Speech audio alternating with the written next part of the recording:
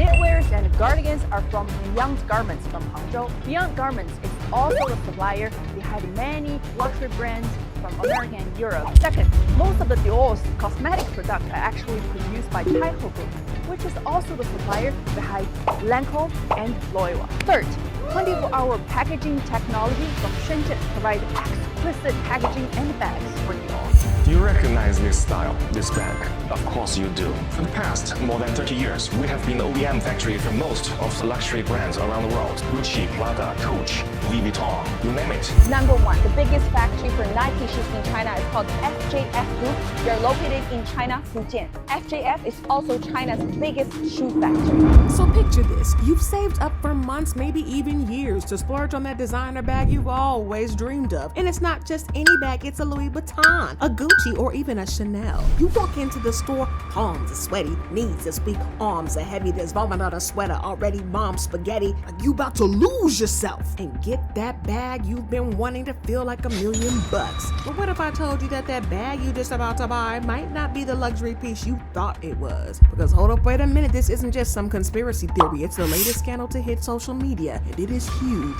Chinese factory workers have started blowing the whistle on luxury brands like Louis Vuitton, Prada, and Gucci, revealing the shocking truth about where your favorite bags are really made. And it's not what you think. These exposés are pulling back the curtain on some stuff that's going to make you rethink everything. They're not just talking about where the bags are produced, they're exposing how these brands have lied to us, kept us in the dark, and made billions off of a dirty little secret. It all started with the few quiet murmurs online and factory workers in China posting casual TikToks that looked harmless at first glance, but then the video started picking up steam. A worker from a factory known for making handbags posted a clip claiming that for over 30 whole years, they've been the real hands behind some of the world's most iconic brands like Gucci, Louis, and Prada. Not knockoffs, not dupes, but apparently the real thing. But just like that, the Pandora's box was bust wide open and the internet went crazy. Videos started popping up everywhere. Manufacturers were spilling the tea and revealing the real prices of all these products. And get this, some of them products y'all love to spend a lot of money on were going for as low as $1. Like seriously y'all, a buck.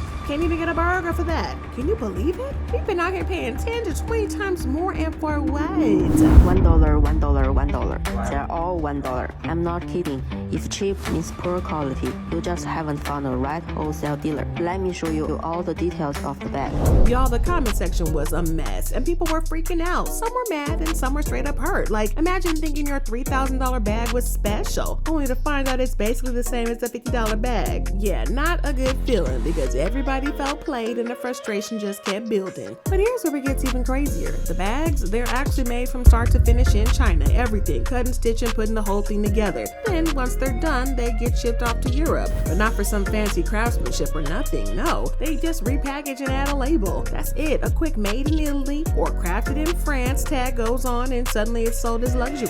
They take almost finished bags from China factories back to their own countries and just do the repackaging and logo installing. That way, the bags will appear at their boutiques as made in Italy or made in France. Meanwhile, all the actual work happened thousands of miles away from those glamorous European workshops they love to brag about. And y'all, the plot thickens. One of the whistleblowers even claimed that these brands tried to move production out of China recently. Why? Because of the mounting political pressure, tariffs, and the whole made in China stigma. But guess what? It didn't work because production outside of China was just too expensive. Workers in other countries didn't have the same speed or precision, and the supply chains weren't as smooth. So these brands, quietly and without word to the public, came right back to the same factories they once tried to leave behind. Don't you think luxury brands are not trying to move their OEM out of China? Yes, they did, but they failed. Because the OEM factories out of China, they don't have good quality control, and they don't have as good craftsmanship. Meanwhile, the same workers who've been making these bags for decades, they're paid wages that barely cover rent. One viral clip had a worker admitting they earned next to nothing while building the handbags they made sold for thousands overseas.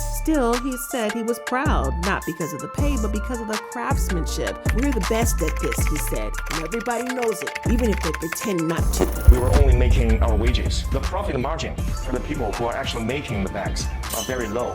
What I'm really proud of is that first, we have the best quality control. Two, we have the best craftsmanship. Well, that quiet confidence shook people because it wasn't just a complaint, it was a challenge. Now questions are starting to pop up. How much of what people are paying for this is actually about the product, and how much of it is about fantasy? A fantasy that's been carefully crafted and sold to us in sleek campaigns and glamorous storefronts with your favorite celebrity. The idea that luxury is European, that quality lives in Paris and Milan. But if most of the work is happening in China, then what are we really paying for? And the most savage part, some of the TikTokers didn't just spill the tea, they poured the whole pot. They showed videos inside the factories comparing so-called high-end bags with the ones sold at outlets and claiming they're identical. The same zippers, the same leather, the same hands making them. Henglong from Singapore, or Boding rugs for their landscape and fronts. Tannery hats. Italian tannery fight. But honestly, not everybody shook. Some folks say they've been seeing these shops in China with their own eyes, seeing so-called knockoffs that look way too legit. At that point, you start to wonder if they're even knockoffs at all. Kinda makes you think the whole story might actually be real. Now listen to this. The videos just kept coming, one after the other, and then boom, more whistleblowers started to pop up like popcorn. Pop, pop, pop. Some of their stories went viral, and pop, pop, pop. Others got yanked down real fast. But the message, it stayed the same. Luxury brands have been straight up lying to us for years, not just about where their stuff is made, but about who's actually doing the work and who's actually being totally erased from the picture. But y'all, that's where it starts to get juicy. So imagine this, somebody walks into one of these super fancy Manhattan boutiques and drops like $38,000 on a Birkin bag. Wow, right? Now here's a twist. There's a dupe being sold online for under $250. And get this, it's supposedly made in the same exact factory. You'd think the cheap one would be trash, but no, y'all. They put them side by side and baby, you could not tell the difference, really. Same stitching, same hardware, same everything. Like, what even is going on? And that's when the real question hits you like a ton of bricks. Have we been dropping thousands and thousands of dollars just to be sold a whole lot? It gets even messier though, because all the people inside have started spilling the tea anonymously. Apparently luxury brands will fly in their reps just for a quick visit, mainly to grab a few glossy photos of workers smiling over sewing machines and someone pretending to inspect fabrics, but these pics totally staged, cleaned up to keep the whole made with love in Europe fantasy alive. And behind the scenes, however, it was a different story. Some of these factories were straight up death traps, no proper exits, no safety measures, just a disaster waiting to happen. Remember that tragic factory collapse in Bangladesh back in 2013? Over 1,000 people died, all because companies cared more about the production than people's lives. Y'all, it's chilling. But what's even worse is that it still could be happening. These brands are just hoping we don't look too close. Truth is, this kind of stuff isn't unusual. It's happening way more than people want to admit, and it was embedded in the factory culture, feeding the global luxury beast. But the worst part, the brands know. Maybe not every single exec, but y'all, enough of them do. And they just turn a blind eye, like why? Because the money was too good to pass up. I mean, think about it. Why pay someone something like $30 an hour in Europe when you can get the same bag made in China for less? No fuss, no rules, no one asking questions, just fast, cheap labor and sky-high profits. It was a no-brainer for them. And as more whistleblowers come forward, a shocking pattern emerged. Luxury labels were caught in a cycle, outsource the labor, rebrand the origin, inflate the price, and silence the workers. A closer look reveals that this isn't even a new problem, because way back in 2024, some of the big-name fashion houses were already getting called out in Italy for shady stuff, basically exploiting Chinese factories. Brands like Christian Dior and Armani and Louis Vuitton were all caught up in it. They hired sketchy subcontractors running sweatshop-like setups and then acted like they had no idea what was going on. Convenient, right? In the brand's defense, we didn't know. But come on now. Did they really not know, or did they just not want to? Or were they just ignoring it? And here's where it really stings. It wasn't just about fake labels or overpriced bags anymore. It was about betrayal. We believed in a lie that was told to us again and again, wrapped in velvet and sealed with the brand logo. People started questioning everything, not just the bags, but the brands. If this is how they operate behind the scenes, what else are they hiding? Were these fancy, ethically made marketing campaigns just smoke and mirrors too? I mean, where's the PETA for the people? It didn't help though that some of these whistleblowers whistleblowers hinted at even deeper issues, like how bags that didn't meet the luxury standard weren't thrown away. Remember when some top clothing brands were pulled up for substandard products? Yeah, they've been lying about where that stuff is being made, and who's to say they're telling the truth about what it's made of? It's totally possible that the items not meeting luxury standards are just getting relabeled, redirected, and sold off as brand new. I mean, they just out here tweaking them just a little and sending them straight to your outlet store. That $1,200 outlet steal you're so proud of, it probably never even came close to a boutique. And it wasn't just bags. The more people talked, the more things started clicking. Scarves, wallets, belts, and yes, even your shoes, like actual shoes. There's this video going around of some guys in China unboxing big name or designer shoes, claiming they're the ones who made them. I'm not even kidding. This stuff is wild. Even though those cute little accessories everybody's obsessed with, yes, those too. Some of these manufacturers have actually shown how they're made and right there in the factory. It's wild. You're saying you're the supplier behind all these beauty accessories for those big luxury brands? But here's the real kicker. Despite all the chaos, all the outrage, the brand's silent. Not a single press release, not a single apology, not even a basic statement trying to explain. Just silence, as if the internet caught them red-handed and they're just waiting for it to blow over. But the silence felt like a slap in the face, like they didn't even care enough to deny it. Across TikTok and Reels, the energy shifted. It wasn't just about watching anymore. People were digging for the truth, and some folks even started making jokes about it, like straight up posting videos saying that they're about to order a Hermes bag for $5 straight from a factory in China.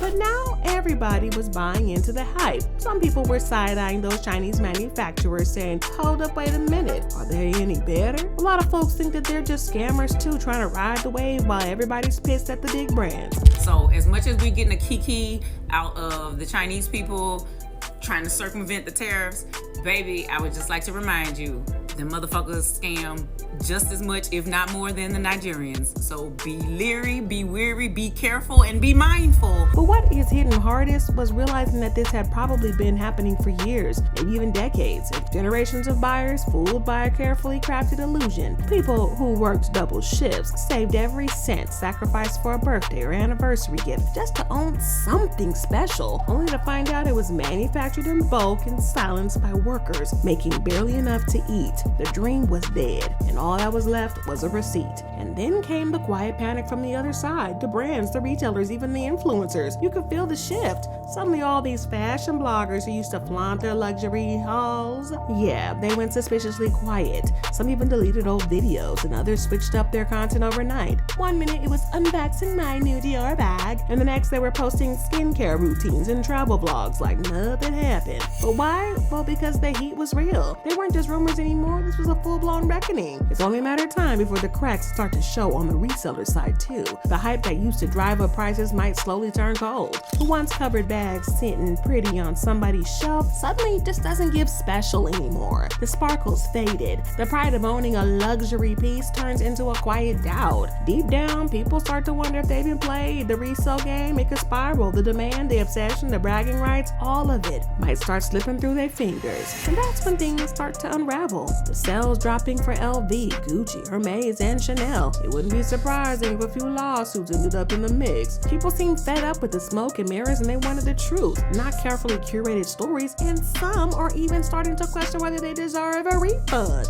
You could just feel the frustration building. Suddenly, it wasn't just about these refunds anymore. People want receipts. Not the kind you get at checkout, but like real receipts. Proof of where the materials came from, who stitched their bags, and which factories were involved. But come on, y'all, good luck with that, because these big brands have been dodging these questions for years. Instead, they throw around pretty words like heritage and craftsmanship and quality control, like it's supposed to mean something. But after everything that's come out now, those words feel hollow, like dressing up lies and designer perfume. It still stinks. Meanwhile, back in China, the whistleblowers, they didn't stop. Some accounts disappeared mysteriously and videos vanished, but new ones popped up and each one dug a little deeper. Once again, our TikTok accounts are permanently disabled.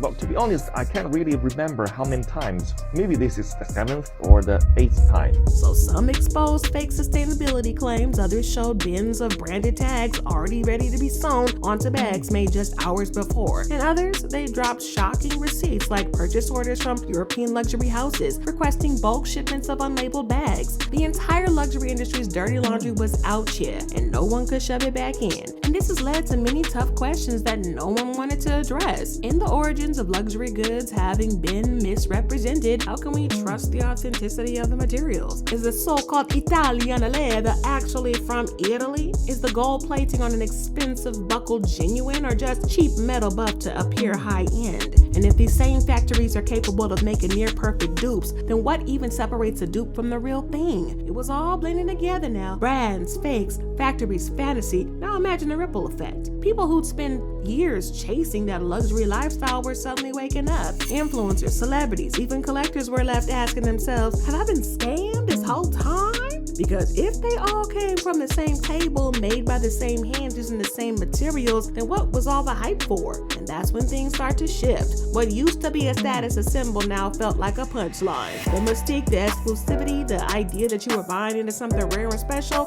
crumbled. What replaced it? Disbelief, anger, shame, and people feeling duped and embarrassed. Like they've been tricked into worshiping a logo that absolutely meant nada. And the brands, well, they still ain't said nothing. No big statements, no apologies, just silence like they're hoping the storm is gonna blow over and we'll all just go back to business as usual, hiding behind the Diddy news. But no, people are awake now. The illusion is broke, and the real question buzzing in everybody's mind is, what else is they hiding? Because if they can keep this secret for decades, if they could build billion-dollar empires off the backs of workers they refuse to acknowledge, what makes you think that this is the only lie? That's the scary part. The whole situation is exposed just how powerful image can be. How easy it is to sell a fantasy to the world and make everybody believe it's gold, when it's really just glitter on cheap glue. But maybe, just maybe, the spell is finally breaking. Maybe Americans are waking up, because it's not just about a bag or a belt anymore. It's about the decades of lies, the smoke and the mirrors, and the millions who paid top dollar thinking they were buying heritage, quality, and prestige, only to find out they were being sold a fantasy stitched in together in secrecy. Y'all, the luxury game, it's never really been about craftsmanship. It's been about control, about manipulating perception, feeding people this polished idea of wealth and exclusivity, while hiding the cheap truths behind factory doors overseas. And now that curtain's been peeled back, the illusion, donezo. So what exactly have you been paying for this whole time? Because it couldn't be me. If this has messed with your head even a little bit, go ahead and tap that like button, hit subscribe, and ring the bell so you don't miss on the next mind-blowing stories we've got coming your way.